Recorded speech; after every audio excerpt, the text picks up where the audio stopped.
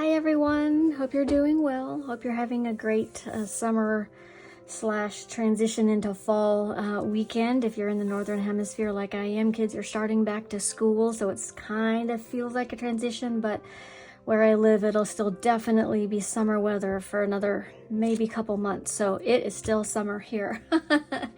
I just love seeing everyone's wrap up of the month of what they colored, so I hope you do too. So let's get right into it. I did 9 pages, which wasn't too bad considering how busy summer can get. I contributed to 9 different hashtags, almost 10, but we'll talk more about this one when we get into some of the pages. But I learned something or reinforced something, reconfirmed something about my coloring process, what brings me joy, what doesn't. So we'll talk about that in a minute. But and if you watched one of my hashtag videos, I can't remember which one, but I talked about sometimes getting lost in the record keeping and the bullet journaling. Oh, my light just moved. So I'm trying this little experiment to see at the end of the year which were my favorite pencils. So I started keeping track. We'll see, and I've already made a mistake in the record keeping, you can see, but next month hopefully it'll be cleaner. But so far Polychromos is ahead with 11. The next closest one is my Castle Arts with 7 pages, and I don't know if that's for the 3 months that I've been keeping track of these numbers. I don't know if that's a function of the fact that Polychromos are the pencils that I have in my limited palette on my Europa book, and I color, that's my traveling book, so I color that in that one a little bit at a time, like every few days. So I don't know if that's the case or not. It very well could be, but so far Polychromos, Castle, and Prismas are the 3 top pencil brands that I use. Anyway, so let's get started. I'm going to put this up here. That's where it tells me which pencils I used. The first page that I finished was this page, this cute little page in Midnight Mischief by R.J. Hampson. It's the first one that I've colored in this book, and I used Black Widow pencils, and they worked great. I think they worked just fine. I had fun playing with these bright yellows, oranges, and pinks in the animals, and it was funny because I colored the cello first, or the bass. What is that? I don't even know. But, and it wasn't until I finished the page and was taking a picture of it that I really put together that I've only, in my whole 5 years of adult coloring, I've only colored 2 cellos or basses, whatever. I think that's a cello. And the first time I did it in almost the exact same color. So I don't know why, but I guess I think that kind of instrument's gotta be pink, or like pinky purple fuchsia. But I just thought that was kind of funny that I've only done 2 and they were almost the same color, so that was just a little bonus. But that is the first page of the month and the first page in this book. And the Black Widows, it's all just Black Widows, there's nothing else, and they blended together really well in here. So yeah, so that was fun. Look how cute he is, just getting into his music. Okay, the next one was and that one contributed to 3 different hashtags that I did, so that was a very productive one. Then the next one was also for a hashtag, but I did this last summer too, just like whole Christmas in July kind of theme, because it's so hot and it's fun just to think about something a little cooler and different. So this is in Klara Markova's Little Secrets from My Fairy House. And I always just love her pages. They're always fun to color. So this was done in Prismacolors, almost all of the colors, and then I just added a few little sparkles and some Posca here and there, like the Poscas for the white, because I wanted a little texture, and the snowflakes, you're not going to be able to see, but the snowflakes, maybe it's just the snowflakes, are in some sparkle gel pen. Oh, this right here, it's got a little sparkle on it too, but I usually don't go in for too much of the extra stuff. Mostly it's just pencils for me, but I always just love her cute little pages.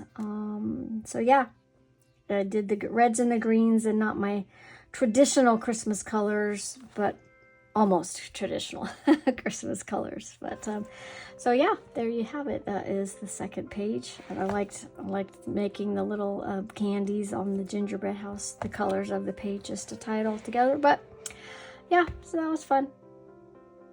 Very, very basic, but very satisfying at the end. Then one of the pages in my Europa book. Now, if you haven't heard my description or watched the video, or I did the halfway point, I'm a little over halfway done now. I'm using a limited palette of 24 pencils. I think all but 3 of them are polychromos pencils. There's a random Crayola for the really light tan, and a couple of the pinks are Castle Arts, I think. I can't remember, but none of them, well, actually only one of the little pinks was on here. But after I finished this square and I noticed the kind of the red, yellow, orange, blue theme between those 2 squares, I kind of carried it over. I didn't really start this page intending to do that, but I'm really glad that I did limit it a little bit. So this is all, I think, almost 100% polychromos.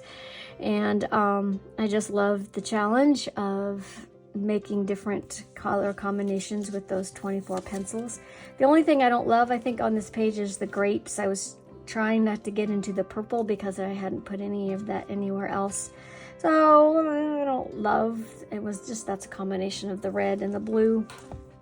So it kind of blends with the rest of the page, but as far as grapes go, it wasn't my favorite or best grapes, but overall, I just love the vibrant colors.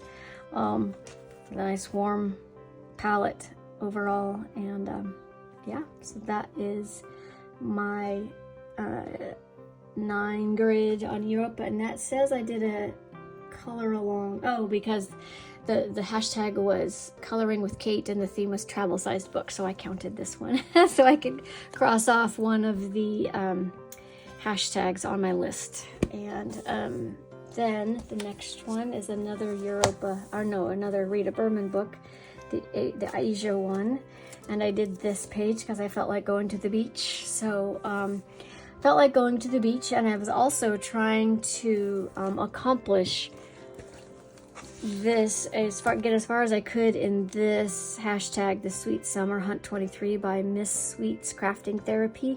And the theme of that one was there was 45 items and you had to color 30 of them in order to complete the hashtag. So I was trying to pick pictures that had as many of these things as possible. And I think this page got me like 13 of them or something, a large amount. I'm not going to count them, but it got me a whole bunch. When I finished this page, I did the same thing. I started looking through all my books to try to find a page that had as many things as possible, because by then I wasn't even at the halfway point of the month. But I thought, if I don't hurry up, I'm not gonna make it. And if I don't find pages that cover a lot of those things, that I definitely wasn't gonna make it. If I had to do like 1 item per page, I wouldn't make it in time. And so I found another page in this book that did like 5 of them. And I looked at it for a day or two while I colored something else just to make progress. I can't remember which page it was now. Or maybe it was not in this one. It was in one of the Rita Bermans. But and it would give me some of those items. It gave me more of those items on that hashtag than any of my other books, but I just wasn't feeling it, you know? And so I was like, do I want to color it just to get that? But if I don't, then I won't make the hashtag, I won't finish the hashtag, and what? And so all of a sudden I realized, why am I stressing over this? What is the point of this hobby? The point of this hobby for me was to relax and to put colors together and to see pages come alive with colors, whether it's simple or complicated or whatever. It's the putting the colors together and seeing them come to life for me that brings the joy. And I was not feeling joy in that process of trying to finish that hashtag. So at that moment, I had a realization that, well, it's not even a new realization, it's just a remembrance that I was getting too caught up in trying to accomplish that hashtag, and that I needed to let that go. And once I did that and I moved on to the next page, which you'll see, I was so much happier. And I didn't accomplish any hashtags with the next 3 pages. Well, I did contribute a little bit more to this, the sweet summer one. I did accomplish like 2 things, but it was just like an incidental thing that happened and not the goal. And so for me, that was just a reminder of, why am I in this hobby? Is it to accomplish goals? Is it to be able to post things? Is it to be able to tell you guys about it at the end of the month? And I had to say no, it isn't. And once I reminded myself of that, and like I said, the next several pages were just so much fun. And I didn't accomplish any hashtag goals. So, but I was so much happier. So that's just an encouragement from me to you. If your coloring hobby is making you stressed, like, I don't know what colors to pick, or it's not good enough, or that flower doesn't look real, like, those are all fine goals if those things energize you and bring you joy in the challenge. But if they're not bringing you joy, just let them go. If making things look real is what excites you, do it. But if it stresses you out, make your cello purple. Make your puppy, don't color with fur, just block color him because he's cute, not because you want to make him look real, because somebody else could make him look real. Just find the process that makes you happy and don't worry about anything else, because it's about the process that you're in, not the goal at the end so much. So that is my encouragement. So anyway, back to this page. The 2 funny things that I realized is, well, not funny things necessarily, but I made this this color palette. I love the orange and the black, because in my mind I'm thinking, like, if I was at some high-end resort on a resort island, like, how would they do it? Would they, you know? And I thought they might just pick some funky, bold color scheme, and this orange and black is not anything like I would have normally picked for a beach scene. But once I did that, then I thought, well, they would have probably provided the hammocks also. So I want to now take the orange and black and make it something that would fit me. And I didn't want to do just orange and black, so that's where the fuchsia came from, and then that's where the pillows came from to accent those colors. And then I needed one more, so that's where the blue came from. Because I didn't color this part of the blue for a while because I wasn't sure what to color it. But when I got to this blanket, it's like, nope, I think, you know, blue would work, and it's an accent color to the orange and the yellow for sure. And once I got that in there, that all made a little bit more sense overall. But it was kind of an interesting process. And then the funny thing is, when I was coloring the sky, when I got to this part right here, I saw these, and because I had just colored these, like, oh, there's clouds down here. And I thought, what an interesting abstract, I don't know if that's the right artistic word, but non-realism way to separate. Because obviously this isn't real either. I mean, there's not like a plant right here that's this size right there. So I treated this, and since that bird was so low, I just treated this as an abstract way to separate this side of the scene from this side of the scene, and I treated them like totally different things. So that's why I did the sky down to here, and the water up to here. That was just kind of an abstract way to transition. Now, I have seen some other colorists interpret these as waves, which at the time I didn't, because it was so similar to this. But then once I looked down here, I was like, well, I guess they could have been waves. They're just so different from these waves. So, but that, for a minute, I was like, oh shoot, I did this wrong. But then I decided, nope. My process, what made sense to me at the time was that this was Rita's way of doing an abstract sky. So I embraced it. I didn't try to fix it. I don't think I could have anyway, but so that is why I have chosen to keep that like that. And I really like it. So it works for me.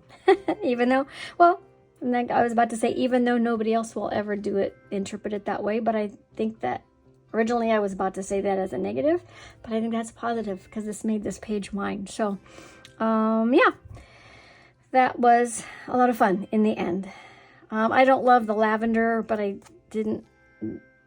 think I just ran out of, I didn't want to make it the same as any of these things. And his shirt was kind of purple, so I tried to tie in the purple. Oh, I don't know if I love it, but overall, it's still a beach scene that I would love to be in right now at this moment, enjoying the beach. So there you go. That was an interesting process in my coloring journey, going through what I did with the color, the choosing of the hashtag goals, and then just letting it go. So after I let it go, I started this page. I did this as a buddy color with, shoot, I didn't write it down and I'm drawing a blank. I will put it on the screen. Note to self, write this down before you start the video. But I just loved this. It was just another relaxing scene that I wanted to be in. I wanted to be sitting on this nice cool riverbank, listening to the water with a good book, maybe taking a nap, listening to the fish jump and just being peaceful. So that was my goal for this page. But I also wanted to color, this is the first thing I colored on this page, was the bird, because it's a kingfisher bird.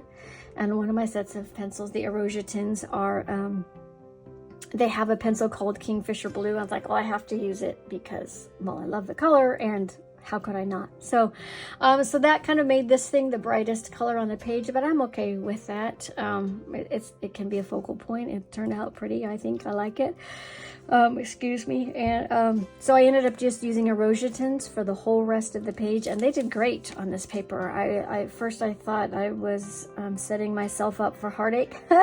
If you've used the Erosia tin pencils, you know, they're very hard. But I decided there wasn't a ton of just pure open space. The sky was the only color, the only place that I really made a solid color. So I did that next after I did the bird, and it did fine. The rest, they blended beautifully, and I just used the light hand on them. And yeah, I like it. Again, just want to be sitting there, relaxing, watching him go by. Him, her, I'm not sure if he's a boy or a girl, but watching Yuri go by on a journey just looked like a very nice, exciting, or relaxing page to color. So I'm a fan of that one. Okay, so then the next one was a new book that I got. I've never considered my mandalas a favorite thing because they can feel a little monotonous to me. But when I saw somebody's page in this book with just the adorable, cute little faces on everything, I have to get that page. So then when I got the page, or got the book, excuse me, and saw this page, this is when I realized it would get me one or two, at least one, a hamburger, towards a hamburger and a hot dog. It did get me two, because nowhere else in any of my books did I have hamburgers or hot dogs. So when I saw this, I thought, well, I'll contribute to the hashtag. And what I ended up doing, just to try it out, since this was the first page in this book, and at the time I had 8 sets of pencils, and I was firmly committed to getting no more sets of pencils. But then an estate sale and Prime Day happened in the month of July and early August, so now I have more. But anyway, since I had 8 sets of pencils, and each of the mandalas in this book have 8 segments, I did each segment in a different pencil just to compare how the different brands worked. And I have to say, I liked them all. They all worked decently well. The only ones I probably wouldn't use again in this book are the luminance and maybe the Prismacolors, mostly because, well, when it's hot here, they're even smushier than normal. But it was just, especially the luminance, it was really hard to get down into the nooks and crannies, because there's some really teeny tiny little spaces, and the luminance cores are bigger. But I'm really pleased with the way the colors turned out, because I didn't set out to specifically, like, I am totally going to find the best matches before I start to color. I didn't do that. I just knew that once I did the first segment, like the next one, okay, I'll try to copy I'll try a teal combination. But I didn't like scribble on the side to find the best teal combination. I just eyeballed it from my swatch book and it's like, I think that'll work. The only thing to me that stands out as, well, there's two things that didn't end up matching really, really well just by coincidence is this little blue French fry box. And that's only because the Prismacolors, like I said, weren't, you know, I could see a little more white specks, so I decided to try the blender pencil, which I don't use often, but it definitely darkened that up. Before I used the blender pencil on it, it was pretty close to these. And now that I look at it, this one's a little more, that would be Black Widows. So I did them in order that are in my swatch chart just to make it easier. So that one turned out a little purplier than the others, but overall they're pretty close. And the only other one was the Luminance pink, because they don't have a ton of great pinks anyway, so that was the closest I could get. I tried to go light-handed, but Luminance for me just ends up thick. But other than that, they turned out I was really pleased, and I would use any of the colors in here again. They all worked decently well. So, but after Prime Day and the estate sale that I went to, now I have sets of Inktense, Lyra, Rembrandt polycolors, and some Derwent watercolors, not the Inktense. So because of the estate sale I went to, there was too many things not to pass up. So now in my next time in this book, I will probably have to test those things out too. But so that is the cute mandalas by Apsi Sumanasiri. I have no idea. I'm so sorry to the illustrator. Okay, so the next one was the card soldiers from Alice in Wonderland, and this was drawn by Julia Spiri Art. I just got this PDF from her Etsy store. I just love it. I don't know why. I think the details, and I don't know if it's going to be focusing on them or not, but there's such teeny tiny details in there. It was fun just to go in there just barely with a gray pencil and pull out some of the details of the face. But yeah, this is just printed on cardstock that I get at work, and I don't know what kind it is, but yeah, so that was a lot of fun, and that also did contribute to one of the hashtags by Africia with the Alice in Wonderland one. So yeah, I had a lot of fun. Other than I used polychromos on those, and I think mostly because there were so many teeny tiny little spaces. I did print it a little smaller than the original file, so the details were even smaller than original. So I used the polychromos so I could have the fine tip. And originally I intended that background to be more than one color, but once I got into it, it's like, nope, it's all just one color. Just straight pencil, and it looks like it's a little darker on the camera than it is in real life, so hopefully after editing, not editing but processing, I don't really know how to edit colors in the videos, but hopefully it won't be quite as dark. And then the next page that I realized I finished it, I haven't even posted it on Instagram. Normally I post it right away, is this one, and I'm trying to get it right to the edge because I didn't make it easy on myself and color one panel at a time that folds out. No, I decided to do it by squares so it would be easy to post on Instagram. So I don't know, but so I've completed the third panel, and that third panel ends right about here, right at the polar bear shoulder, and I would say starts right here. So all of this I'd done before, but this is new, and I'm just loving this book because of all the teeny tiny little details. I didn't even see these little critters in here till I got in there, and there's little lights strung up here that I didn't see, and there's even a couple of little critters back in here that are teeny tiny. So I just love finding those little things, and then just the way it's just not real, to transition from one thing to the other, like things happen that wouldn't happen in real life, there's the underside of the island, and then the underside of the island is gone. But so the rest of that octopus is kind of hiding behind there in the water. But then what is this? I just treated that like another sea creature that's only one little unicorn is coming up out of. I don't know. I don't think it's supposed to be this because that'd be way too long. But yeah, so really, really enjoying that page so far. So in this third panel, I'm almost done with the next one. I'm kind of treating this book as like when I'm in between and I can't really decide what to color. That's what I do. So that is from To the Ends of the Earth and Back Again by Good Wives and Warriors. And those were all, that panel was all done in Castle pencils. And then the last thing is just the bonus, which I forgot in my June one, is just to give you the update of my mushroom page that I fill in one mushroom a day based on what I colored during the month. So I think this one came, this black and red came from this page because I was doing those on that day. And I think that one was from the day before when I did the blue. And I just left the little bumps white because they represented the white flowers. So really enjoying this. I'm considering this completed because it's as completed as I can get to this point. And I'm having a lot of fun. Some of these sections I can look back and tell you exactly what I was coloring. Like this was the Johanna Basford page where there's the four